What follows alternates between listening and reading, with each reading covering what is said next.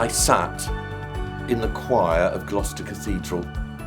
As usual, I'd arrived early, so lots of chairs to choose from. It's Maundy Thursday. Sitting, I reflect on the notion that it was probably a lot warmer in the upper room than in this ancient building on a wet and cold April evening. One of the stewards approaches me, and I know exactly what she's going to say. "Evening, Richard. Would you like to be one of those who have their feet washed this evening?"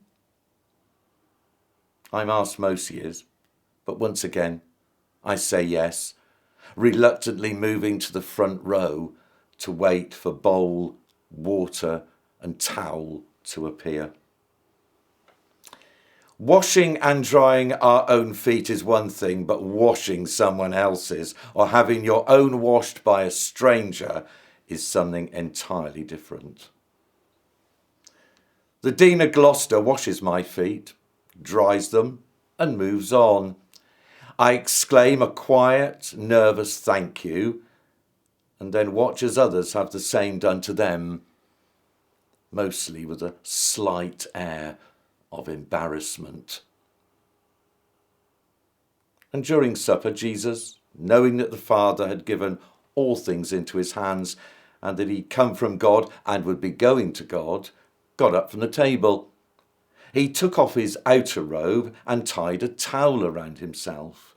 Then he poured water into a basin and began to wash the disciples' feet and wipe them with the towel that was tied around him. This is such a powerfully personal painting. The disciple sits gently protesting, seemingly reluctant to allow Jesus to wash his feet. Jesus knelt, head bowed as if in supplication, eyes fixed, in an act of formidable concentration, begins to wash and wipe. The colours in this painting are subdued, for the artist wants us to focus entirely on this act of serving and receiving.